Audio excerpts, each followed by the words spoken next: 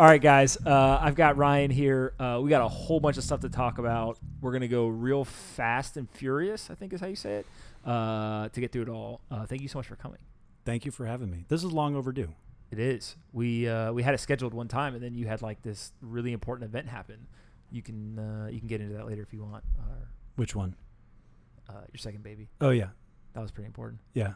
I'd say that was a milestone. All right. So a lot of babies. The company's a baby. 2-year-old's a baby. That's all. The baby's a baby. Yeah. Background, real quick, for those that don't know. Sure.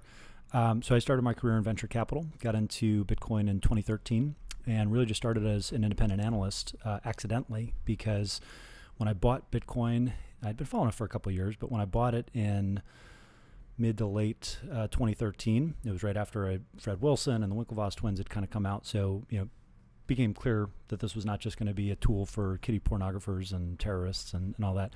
And then it immediately went up 6 times in the course of just a few weeks. You're a great investor for that. Oh yeah. Genius. Well, I mean, if that happened last year, I would have been a crypto fund manager, but, at that point, I was winding down my previous startup. So I came at this from the angle of, buy, sell, hold. Like, how am I should I sell this and just chalk it up as a win and then, use that to cover rent? I ended up going down the rabbit hole on a long weekend I think it was like Halloween weekend of 2013, and decided I was just going to be all in on this. And it was really where I thought I might be able to spend the rest of my career. So I sold what every good finance professional should do. I sold my 401k and took the penalty. I used half of it to buy more, and then the other half used to pay rent. You're going to love this. So there's a video that has never been made public. I'm not going to tell you who has it, but it's of me saying, if Bitcoin goes to $3,000, 401k is gone. I'm going all in. Oh man! So I'm putting that on the record now. If it happens, I hope we don't. I hope we don't public. A part of me hopes that we do, and then the other part is it's very painful. We'll see. The 85%'s a lot, yeah. But because that was 23rd, so okay. I was gonna say that so was twice before. I get in right during the first bubble, and then broke the Mt. Gox story in short order because I was writing a daily email newsletter, much like how you really started to build your following, and I got to know most of the executives, and then for better or for worse, with that story, still maybe one of the biggest in the industry's history. Everybody knew who I was overnight, even though I was just this 28-year-old kid that really didn't know anything yet. Still don't. But one of the people that I got to know was Barry Silbert. Joined DCG before it was DCG. He was the first hire, kind of a Skunk Works employee at Second Market. Helped recruit the core team. We raised a large round of funding in the doldrums of 2015. And I was helping with seed investing, given my background. But before you go on, I want to talk about this for a second. What was the general pitch, right? So 2015, the not DCG a lot of, pitch?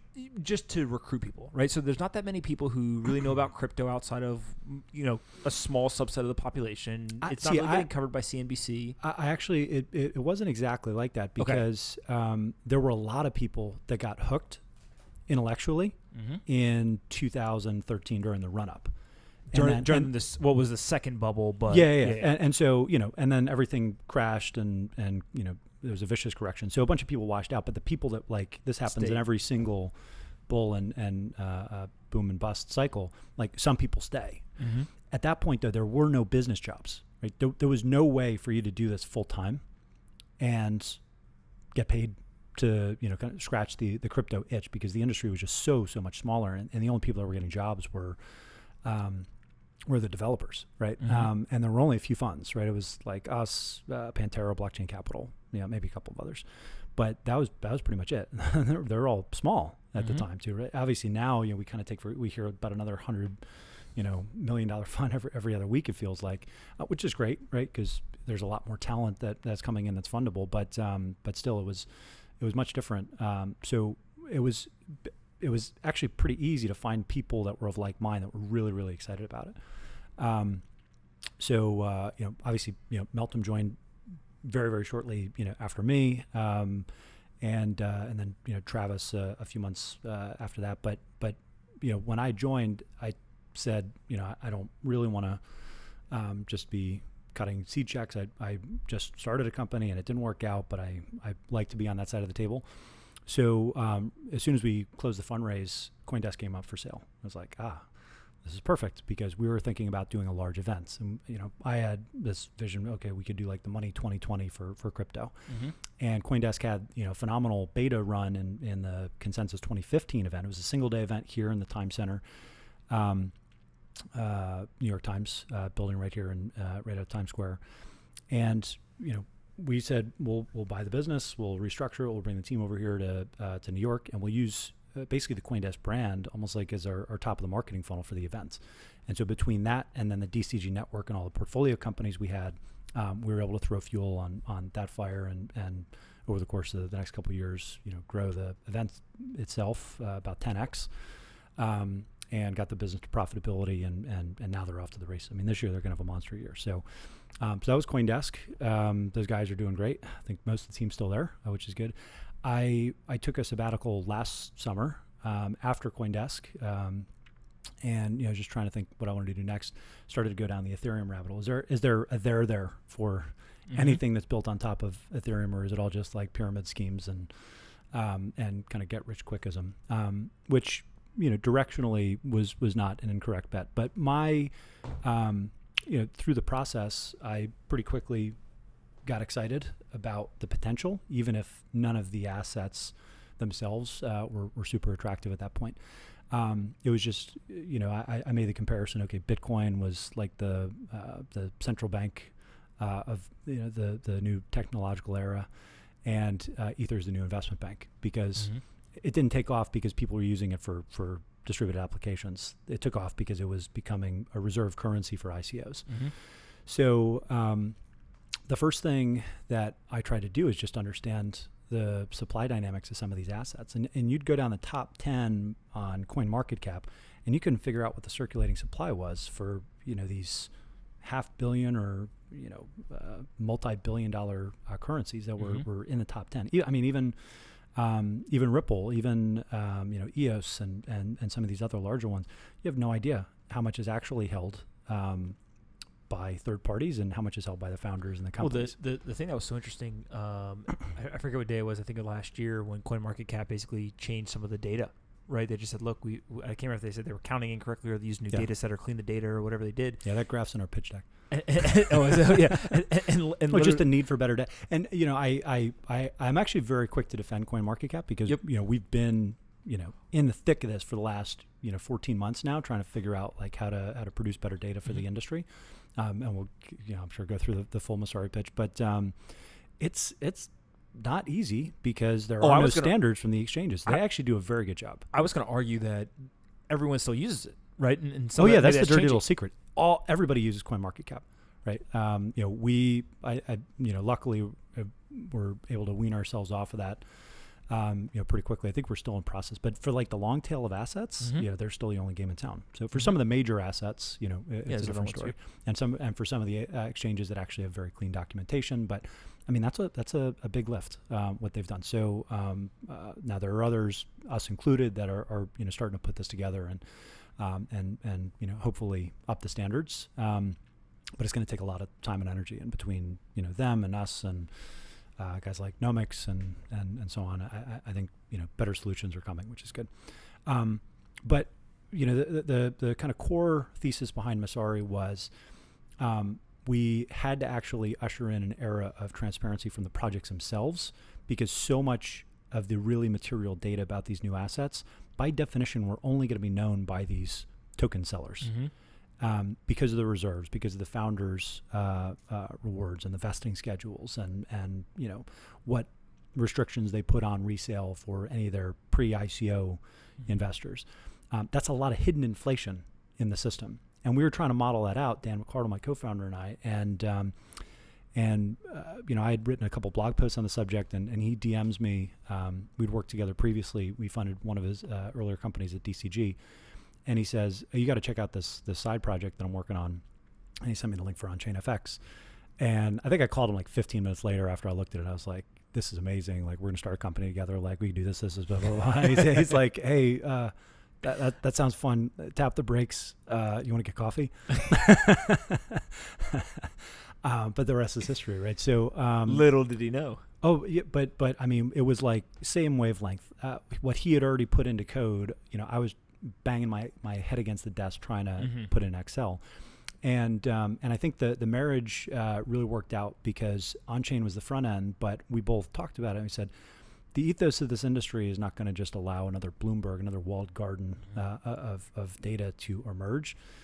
You're going to need some base data layer and some common standard that people can access.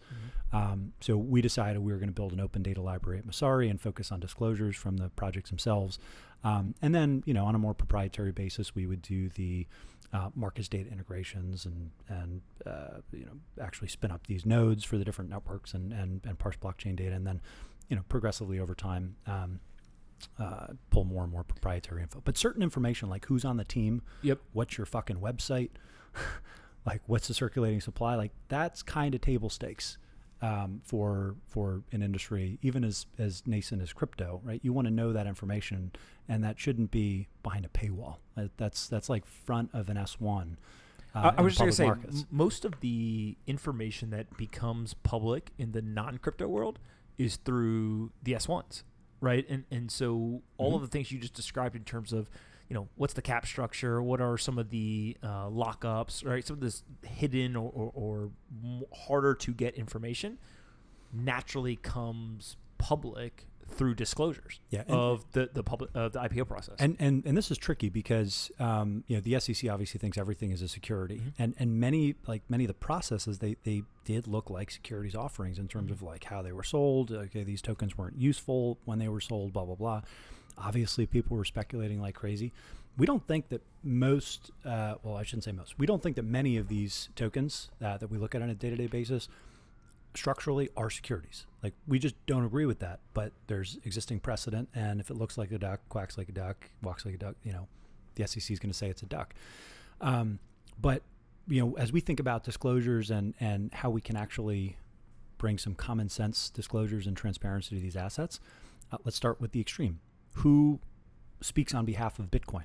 Who speaks on behalf of Monero? You're not followed on Twitter by the Bitcoin CEO? I've got like 6 of them following me. Oh yeah. Well, I mean, aside from those guys, of course. So the SEC has even said, right? Like, Ether probably not a security anymore, which implies maybe it was centrally. So if that seed has already been planted, there's probably a continuum. And one of the things that we're trying to do, because we do believe in the future of this ecosystem and many of the assets that haven't even emerged yet, but that will emerge, we're trying to make that path a little clearer. And if you think about the regulatory mandate that most securities regulators have, they just want to protect investors and promote fair and efficient markets and ultimately facilitate healthy capital formation, all of which has been missing in crypto, but is starting to get a little bit more tightly wrapped. Absolutely. It would be fair to say that Messari. So it's Italian. Messari. Yeah. Look, you're gonna really confuse me now. No, I just wanted to give you a hard time. Oh, but it is Messari. If you could see him sitting here saying this to me with his Starbucks cup, you would just be like, "Go home." But is it fair to say that the goal here is transparency of data, or is there some other way that you normally describe it? Well, our mission is to promote transparency and smarter decision making in the industry. Okay. And it's always been those two things, right? So on-chain FX was always this fundamentals-oriented investor tool. Messari was all about transparency because you need certain inputs to get the outputs that you want. Garbage that are going to be like fundamentals, right? So so we think about, okay, if we're going to be the one setting some of these data standards, how do you do that without some government or regulatory body or self-regulatory body that comes and has some type of enforcement teeth to make those rules? What do you think the answer is? Well, we're going to talk about token curated registries, I'm sure. And let's talk about them right now. Yeah. So I think you can use economic incentives.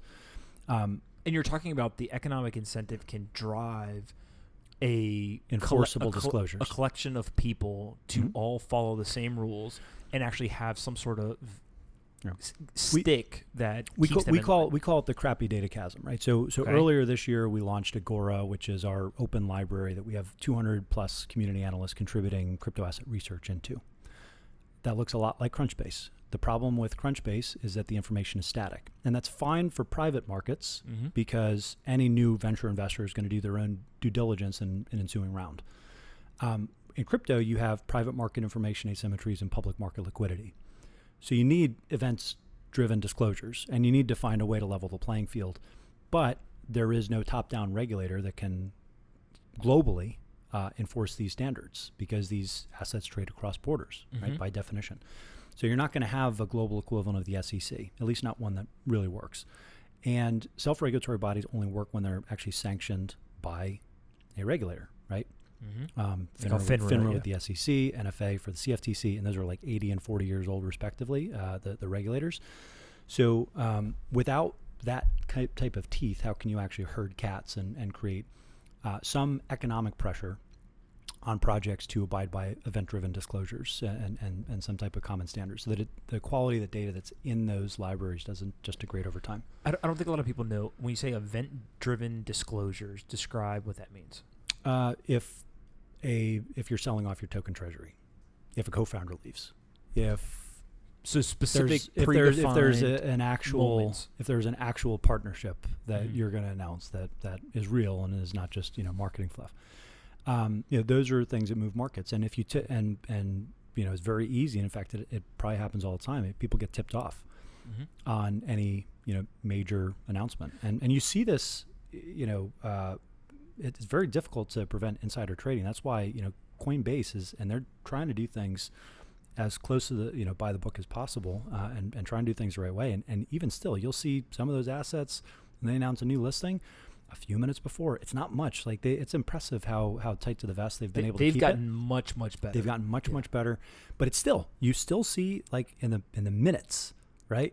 You see some action. So how do you prevent that? So we're trying to get closer and closer to leveling the playing field. And how do you create one common data library where everybody would have access to that information at the same time? So we said we're going to build this open source. We're going to build APIs that allow anybody to freely access this information, including maybe our direct competitors for some of the other SaaS solutions that we offer. And ultimately, we shouldn't even be governing this open source system. So one way that you might be able to create some urgency and consistency of disclosures would be to create a registry of provably transparent projects. And if you had them actually put up some financial stake and they broke the rules, then they could get booted off the registry, lose their stake, and in the long term, if you can actually bootstrap that credential and the market deems it as valuable and exchanges use it, banks use it as a seal of approval that if you don't have, we're not going to do business with you, then it becomes something that's kind of really powerful. And because you actually have money locked up in the system, you can incentivize a third-party validator set, kind of like a Big Four accounting firm, but on a global scale, or even just incentivize whistleblowers. You now have a pool of financial incentives that would encourage people to do the work to make sure that projects are being legitimate and they're following the rules of the system. If you and I have a project and we're interfacing with this and we've got the economic incentive that is staked, we do something nefarious and we lose that, we get booted out. Do you think because I think of it as kind of a carrot and a stick, and the stick, is it the incentive or the economic loss, or is it the ensuing reputational impact that comes from the economic loss? Or is it both? Today, it's probably just the economic loss. Okay. Because if you can build a network effect around this and it hits scale, then it becomes reputational loss. Got it. Because it's basically saying, I'm trying to think of a comparison, but it's, like delisting. Yeah, delisting off a stock, or if you're some sort of bad actor or something from raising capital or whatever. Got it. Okay. Where are you guys today, right, in terms of what you've got built? You guys just launched the new website and stuff, so kind of walk us through the product offering as it is today, and then kind of let's just touch on how you see this evolving over time and what work you guys have ahead of you. Sure. So, I've always been a firm believer that data without any type of context is useless. And, narratives without any type of data is also equally useless. And we've got a lot of that in the industry on both sides, right? So get off Twitter. Yeah, exactly. I've been on diet Twitter, so I go on every once in a while, but I've been trying to limit my intake. I generally think that we're coming at this from three angles. So we've got curated news, research, analysis, very tightly synthesized and tagged and categorized so that it's easy to search, and it's easy to come up with a repository of information if you're trying to get smart on a person, a project, company. And so this is what I'll call third party or external media, right? So this is everything from the Bloomberg, the Block, all these different media outlets that are producing. Aggregated, summarized, tagged, categorized. And then you guys are doing proprietary research and also some summarized news yourself? Yeah, right? I mean, I'd say that like our newsletter is a synthesis of everything that we see on a daily basis. And it's also, primary marketing channel, right? Yep. How do people find the newsletter? It's very good. It's one of the only ones I open every day. It's right at above the folds, top of the homepage, Messari.io. All right, so you've got the Messari the news. So. Do you know where the name Messari comes from? I do not. This is fun. So the Messari. Well, you just said Messari Ferrari, so if that's where it came from, I'll be impressed. It kind of plays off of the merchants of Venice. So the Venetian merchants were the ones that popularized double entry bookkeeping. Actually, it's fascinating because a Franciscan friar, Luca Pacioli, was the one that actually wrote down the Venetian playbook for accounting and popularized that. And he was able to popularize it in large part, and it stuck because for the longest time, merchants were not exactly the most revered professions, right? Money changers, et cetera. And he kind of changed that because he was able to convince people that clean books was not just good business, but kind of a moral imperative if you're going to trust the people that you're doing business with. And obviously, that is a big reason that we had a capitalist explosion in the after the 14th century and the Renaissance. That was a great marketing ploy by him to change the narrative there. Oh yeah, phenomenal, right? And so that's what we're trying to do with crypto, right? But instead of double entry, we're talking about triple entry accounting using these public ledgers. How do you actually parse them? How do you build standards around them? My favorite thing is the first time you say triple entry accounting to anybody in finance, they look at you like you've got two heads. They're like, what the hell is that? Yeah. And then when they look into it, they're like, oh, that's actually pretty interesting. Yeah, exactly. Yeah, maybe we wouldn't have had a financial crisis, or maybe the next one will be so much worse. We don't know yet. We'll get there in a second. All right, so let's go back to the product itself. So you've got the news summary analysis is one so there's stool. Curated content, and then quantitative data, which is markets data and blockchain data primarily, but also other bits of information. So that's primarily on-chain effects. Okay, how do you get the quantitative data? So if it's markets data, it's exchange integrations, pulling from their APIs. If it's blockchain data, we're spinning up our own nodes for all the major networks. And then, parsing those data sets and, throwing them into a database and running our own queries. And then, over time, I think we want to add more and more data feeds. There's a really interesting company called Hive that does Twitter rankings, but based on, instead of like page rank that Google has, it's kind of like people rank. So they do the rankings not based on number of followers, but on who, do you have really high quality followers? And vice versa. And so like they've created this web. So something like that, if we're talking about people data, then we'd plug something like that in. Got it. And I think we want to continue to do that with very high quality data feeds, whether it's ours or somebody else's. Well, the beauty of this is you're taking a hybrid approach. You can integrate or you can build it out yourself. And I'm guessing, and correct me if I'm wrong, is that the default is you're going to build it yourself unless there's something that's better. Yes. Right. That's a good way to think about it. Okay. All right. So you got qualitative data, quantitative data. What's the third? And then there's this disclosures library, right? So it's the first party disclosures from the projects themselves. And we kind of put that into its own category because it's relatively static information. It shouldn't change too much, but as soon as we have it and we can, consistently go back and check against it, then we can build software around it that makes that ongoing disclosure headache go away long term. So let's talk about this for a second though. You and I've got a project. We kind of do everything we're supposed to do. We put the disclosures out there. They know who the founders are, what the supply is, what the treasury is, the whole 9 yards. When we go to, let's say, sell some of the treasury, how does the product or other people in the ecosystem know that we sold some of the treasury if we don't report it? You don't. Okay, today. Right. Yeah. Mm-hmm. And the incentive. So one of the fields in our application is, what are your treasury wallet addresses? And then, so we can just look directly at the blockchain, and you periodically will check, because we have these nodes spun up. We will just flag those wallets, and if funds move, then we would send a ping to the system, and we could reach out directly to the project and say, hey, was this an internal transfer? Was this a distribution? Did you just do some type of business deal where you had to transfer this? Like, what, help us tag and categorize this is the fun part about this entire industry, right? Is what you basically and by the way, this is only from the project itself, or like whoever is making these attestations. So no one's speaking on behalf of the entire token supply, because once it's out, it's out. And that goes back to the comment I had about these assets existing on a continuum, right? Probably all start fully centralized and look a lot like a security, and that's why we have things like the SAFT. Long term, fully decentralized. That's at least the goal. Yep.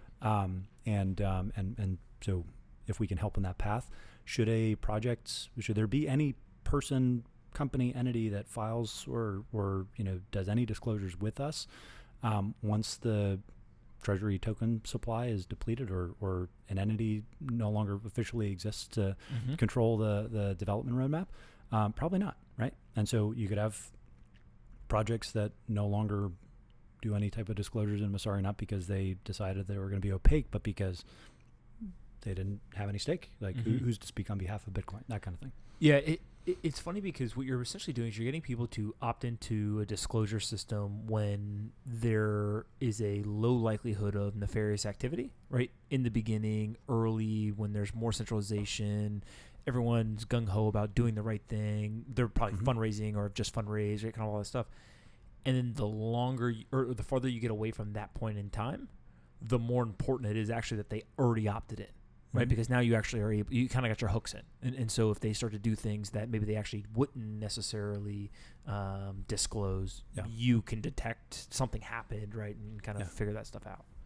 I wouldn't frame it quite like we have our hooks in, right? Maybe this is just marketing speak, but no, seriously, I mean, the projects that we're working with, so we're going to announce our first dozen or so the week of Consensus Invest here in a couple weeks. They're all projects that are already pretty transparent by design. The issue is there is no single place to host all that information. No one has represented that they would build an open source project out of something like this and truly make this freely accessible to anybody. Really very few companies have the cloud or the distribution channels to actually brute force something like this into existence. I'd say Binance, right?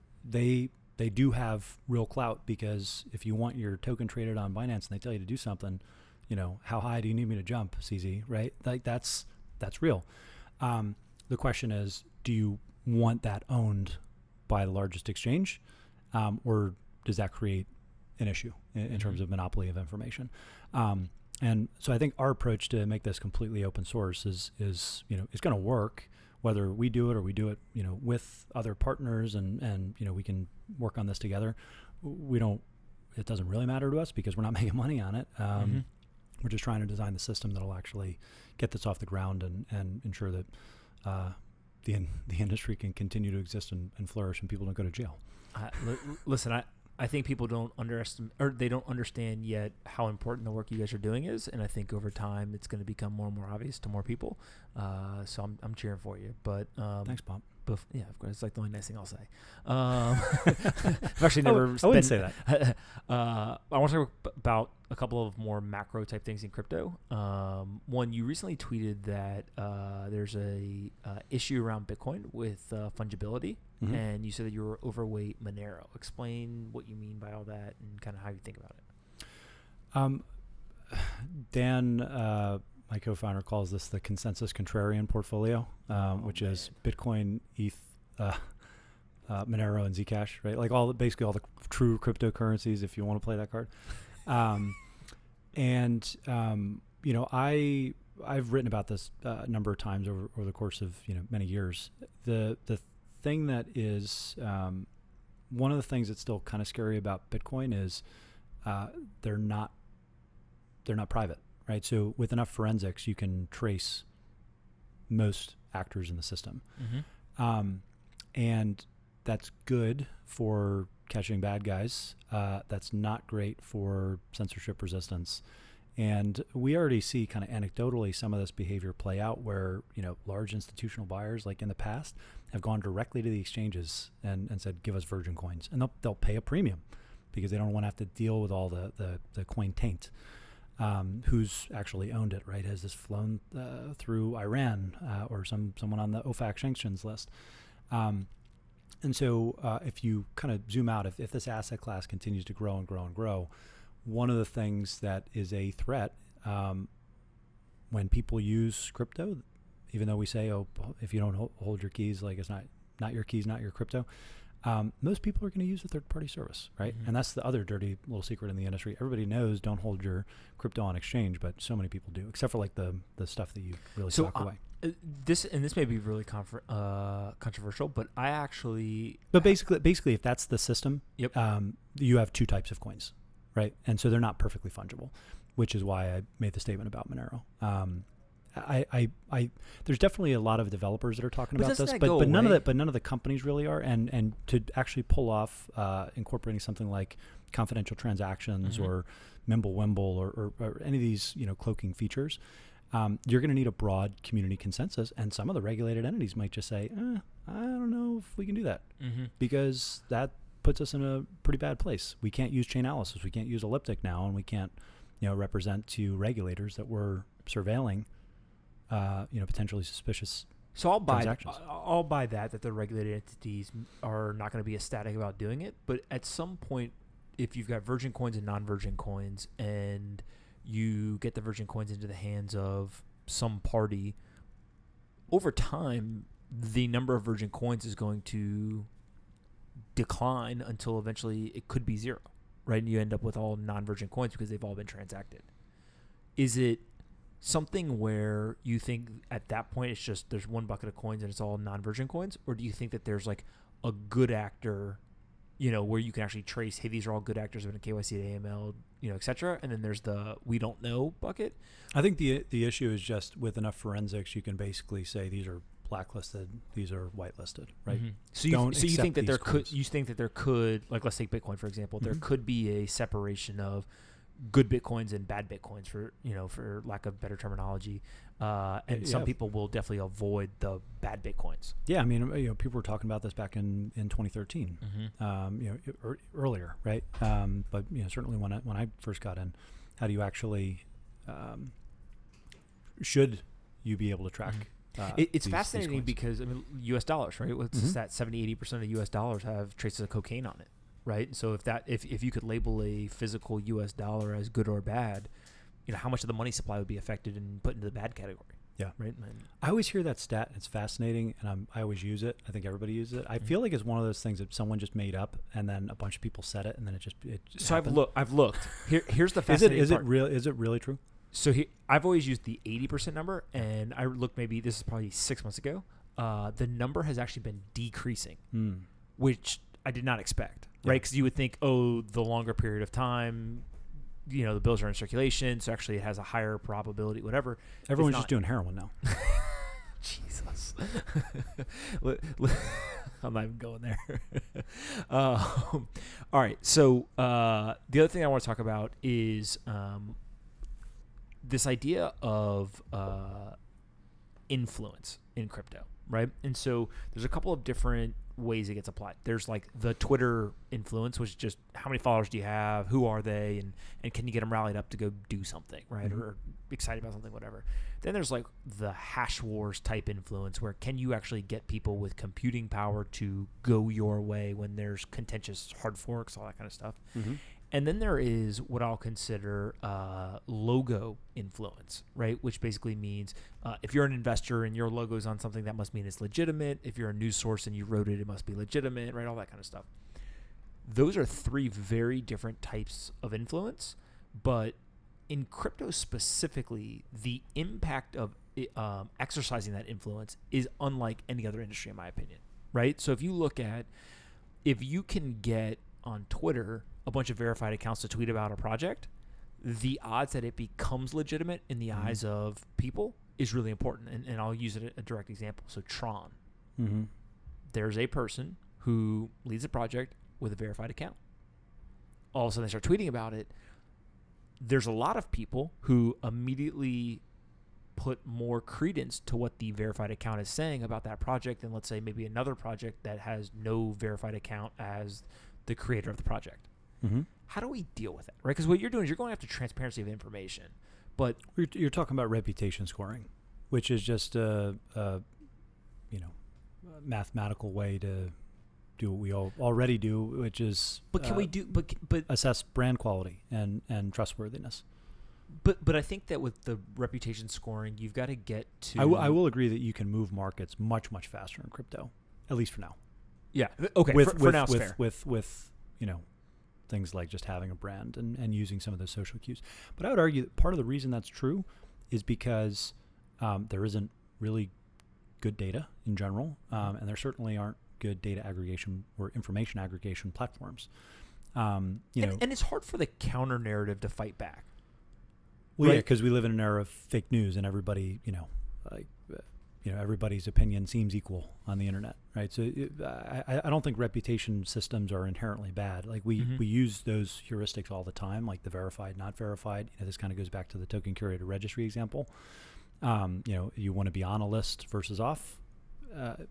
We're very good at making lists. I always say that I like the token curated registry primitive, because lists are probably the one thing in this industry as an application that's older than money, right? Like it's hardwired in our DNA to be able to make okay, this is the list of plants you shouldn't eat. Like this is the census of the village. If you don't recognize this person, then he's here to kill you. Look, right? Like we're good at those, and then that. That there's intrinsic value to having certain information, and that you have a limit on how much information you can handle. So you need those heuristics. So the question is, how do we get better at actually doing reputation scoring, and how do we make sure that people don't get duped by a bunch of fake accounts from an army that's trying to create a new world currency? I'm not going to name any names. You're smiling ear to ear. Don't make me do it. What I'm actually thinking is, we're talking about the reputation, and verified accounts is the easiest thing, I think, because it's on a list of verified accounts or it's not, right? But where I think it becomes really interesting and potentially dangerous, depending how it's used, is we just sat and watched the Bitcoin Cash, like the fork of the fork, I think you guys called it, right? And it's like half popularity contest of literally like high school politics type stuff, and then it's half like a bunch of technologists sitting around like really trying to figure out what's better, what's not, how's this going to work, etc.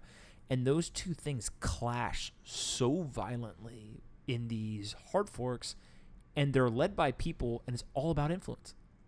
I mean, it is literally, I believe this person over that person. And I was thinking about it the other day. It's like we're also at the stage where that can happen because no one uses crypto. It's all funny. Okay, money. Explain this more. It's all game right now. It's all funny money. Agreed. Like there's no fundamentals. There's no underpinnings. No one uses even Bitcoin for transactions. That's probably the one exception. Like, yes, some people are using Bitcoin in Venezuela, in dark markets, right? Yep. Like, okay, that's a single currency, and still 99% of that currency is just based on wild speculation. So of course narratives are going to move the markets. We've now started to say holding is a form of usage. Yeah, that's how bad it is, right? Yeah. And it's not entirely inaccurate, right? Because you got to shore up the monetary base, right? Like this. I actually believe that there is an reservation demand. Yeah, there's an argument there. And this is the problem with all the payment tokens. And this is how you knew that most of them were going to go down 99.99% until they get all the way to zero. Well, you can't do that really with crypto, but basically these payment tokens are completely worthless because there's no reservation demand. If you need to actually use a payment token to access a service, you'll only hold it for as long as you need to use the service, which is normally a split second, Mm-hmm. and then you're out, right? So if you're just converting in and out, and you don't have any reason to hold any working capital, then it's all funny money, right? And as long as people aren't using Bitcoin Cash or even Bitcoin or Ether and go down the list, then you're going to have a bunch of people that got paper wealthy, ridiculously wealthy from this asset class. They're going to be able to throw their weight around and make wildly outlandish decisions about how to spend their money, and the game theory gets all thrown off because these people have more money than they know what to do with, and it's now just about egos. Mm-hmm. I think the worst part about what we saw the last couple of days, I can't imagine the SEC approving an ETF this year. I can't. No way. It's not. It's just you watch. Like, you just, again, not going to name names. Everybody can look it up. But you just watch those principles, like, going back and forth. It's fucking embarrassing. And this is a multi-billion-dollar asset, right? So if that's the current state of things, then we've still got quite a ways until you can actually put this in. I've got a very unpopular opinion when it comes to ETF. It's dangerous, so it should be a little bit harder to access, I guess, is my general thinking. I don't think the ETF even goes like Q1. Like I could see ETF being like another year away, right? So we're in, just started Q4. Yeah. Like it could be much farther than people think. The only argument I think for the ETF is people, if you're going to drink here, do it here. We'll take your keys, right? So, I guess that's not a bad argument, right? People are going to speculate with these assets. Would you rather do it in a regulated, more secure vehicle that's got some rules in place? That makes sense. Fair. And that's the argument for Bakkt and Fidelity and yep. all these other big legitimate institutions that are getting into the space. The other thing I could see happen and this goes to the 3K Bitcoin price, I could see an ETF getting approved, let's say Q1, and then we go down 50%. Right? So basically the big moment everyone expects, if an ETF gets approved, then we're going to be off to the races and price is going to recover. If for some reason the ETF gets approved and it doesn't do that, then what happens?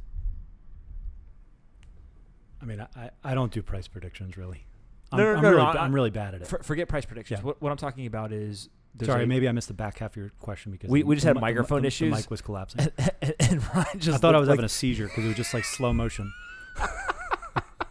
I think we got that on video. That was perfect. He looked at me like he did something wrong. I'm talking too hard. So the ETF gets approved. Everyone thinks that's going to be a catalyst for price increase. Forget where it goes, sure. Right? But just increase. Mm-hmm. If an ETF actually gets approved and then there's not a price increase, we go sideways or down, I think those are the types of moments that really drive the capitulation and just like people psychologically don't know what to do in that situation because there's been so much time and built-in expectation around that moment, right? Just because the ETF gets approved doesn't mean all the institutions start buying. Absolutely. And that's the surprising thing. I think people were surprised that there wasn't more of a move on some of the news from like ICE. Fidelity backed. Yep. ICE is interested. Fidelity, has a service. And there's going to be more announcements like that. And the question is, is anybody going to actually step up and start buying? And if you just look at this from a momentum perspective, until the next rally starts, it's tough to see those institutions just piling in. Sure. None of the major institutional money managers are going to try to catch a falling knife in a market where it's personality driven, as we just discussed. I think there's a ton of funds that are shutting down. We're in November right now. December, by Q2 of 2019, I think a larger number than we expect of funds start shutting down because of the high water mark issue. Right? So basically they monetized in December 2017. They don't understand the economics. 18 is going to happen, right? December 18. They're not going to make the money they thought they were going to make. And then all of a sudden they're like, why am I doing this? It's going to take me another 18, 24 months to come back. They're going to start shutting funds down. And so I think that it could prolong bear market, all stuff. Before we wrap up, I got two more questions for you. Then you could ask me one, which scares the hell out of me. But you wrote this blog post about how people can get into crypto. Mm-hmm. Explain your logic as to what people should do if they want to learn, get involved, etc. Well, I was getting a lot of inquiries on, this is in the peak, right? December, January, and all hell was breaking loose. So I started to get just bombarded on Twitter and LinkedIn and a bunch of, and like good intentions, not, hey, how do I make a quick buck? Like people saying, I'm really fascinated by this. How do I break into the industry? And I just wanted to put my thoughts on paper, so I could just fire off a link. And so I wrote this blog post, The Apprentice Crypto, and it had a slant where I figured, hey, if this works, I'm just going to put this out there. Maybe we'll get, a handful of volunteer analysts that will help us populate some of this research in our open data library. And in it, I said, I get these questions all the time. How do you break in? My answer is write about this industry every day for 2 years for free. And then you'll, probably have a few good ideas that stick during that time period, which is what I did. And, it's kind of what you did. It's what Nick Carter has done. It's what Chris Berniski has done, Kyle Samani. Like, if you think about like some of the non-engineers that have broken in and just had an insane trajectory in terms of how quickly they were able to build their networks and followings, because the market is so wide open and you're judged purely on the quality of your ideas and kind of consistency. That's probably the best way to stand out, and that's the good part of Twitter, right? So leading into my question. Oh, Jesus. When are you going to write the social media playbook for crypto people? or are you really, really deathly afraid of losing all of your secret sauce? I've actually tweeted. People think that I'm not open to telling them. Actually, I do remember that. Yeah. I tweeted and I said, listen, yeah. This is how you win at Twitter. And I made a list and it was point by point, this is what you do. And here's the two things that are really interesting. So one is there's just some people who are better at writing than others, right? And so if you writing does not just what words do you use, but how do you construct thoughts and kind of layer in and refer back and do all this kind of stuff. So some people are really good at that. Some people are horrible at it. I think that your idea of just writing makes people better no matter where they are on the spectrum. But Twitter specifically, there's this quote that Naval had it. He was like, most blog posts should just be tweets. Mm-hmm. And so literally when I first started like taking Twitter seriously, it was, I have all these thoughts of like, oh, I should write something about X. Yes. And I would never write it. Can you just distill it to 280? 280. Well, this is back in 140. This is back in 140. I love 280 like right out of the gate. So it's like you can actually write a full sentence. So here's the secret. When 280 came out, I was like, game on. Yeah. We could put spaces. Drop everything. We could put bullet points, spaces. Oh, yeah. So, all right. So Emojis. we'll talk about, let's talk about Whoa real quick. Okay. And I do have a 1A because we were just joking about this before, but my 1A would be, what tweet do you regret the most? Oh, okay. I actually know which one it is. But the whole thing around Twitter is that blog posts, you actually have to have enough substance in order for people to understand what you're saying. You have to have a point, and you got to kind of hammer it home to make it valuable. Sometimes you don't have all of that. On Twitter, you can actually say something that people find interesting, not because you hammer home a point, but because you made them think about something. Right? And so you have more leeway and people kind of interpret things different ways, etc.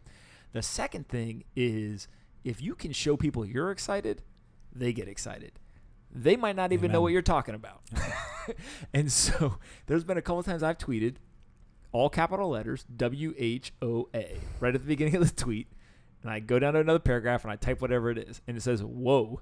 And people, whoa, oh, okay. And so it's become this running joke now that I've got a couple of friends who they're like, I tweet whoa, and there's no whoa in the engagement. But the tweet that I probably regret the most, and it's not, I don't regret it because I said it. I regret it because I actually didn't write a blog post. So this is one of the flip sides of normally I like the fact that I just tweeted it, didn't write the blog post. This is one where I wish I'd written the blog post. Yeah.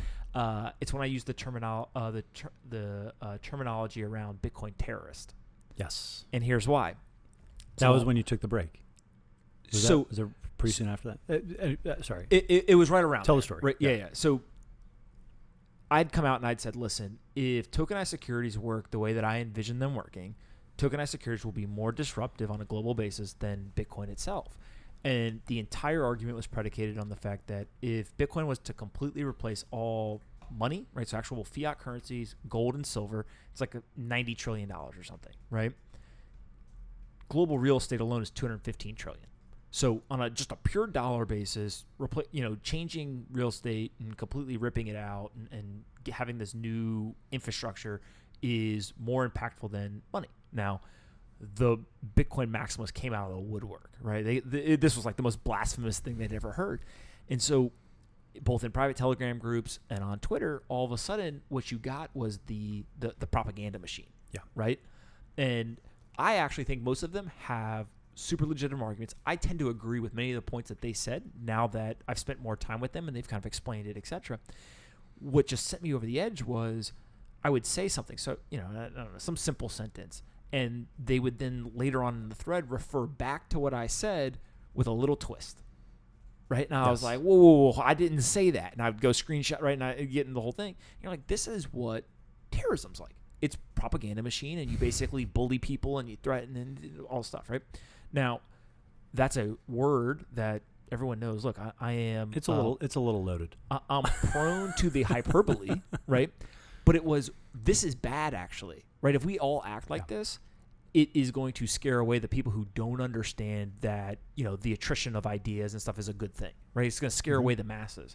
And so that's one where I wish I had really taken the time to write out, hey, here's what happened. Here's why it's important. Here's why I'm using this terminology, and here's what we need to do differently about it. Now, the funny part about that is most of the people who are offended, I've now become friends with, and they've kind of come a little to the center of thought. I've come a little to the center of the thought. Are you not friends with anybody? I'm friends with everybody. I'm saying that as a good. I'm saying that as a good thing. Yeah. The best part about it's tough to meet you in Twitter? person. It's tough to meet you in person and not be like, I kind of want to have a beer with Pomp. Well, I just think that's why so many people like coming on the podcast. If you're positive, other people, no matter how much they hate, how much they have negative connotations, all stuff, you can kill people with kindness.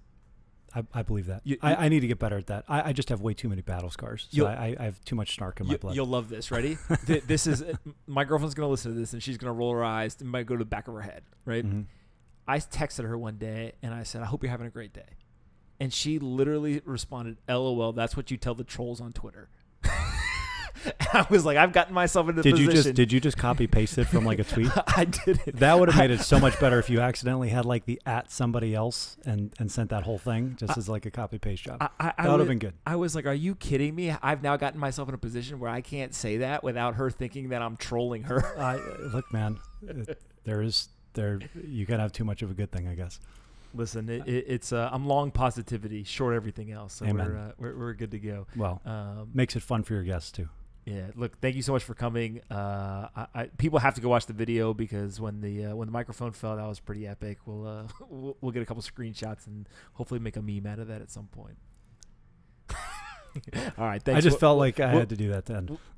He just did the finger guns at the video. So it's been a long week. I appreciate it. I'm awful. All right. We'll do this again soon. On that note, maybe there will be a part 2. All right. Thanks. Thanks, Pop.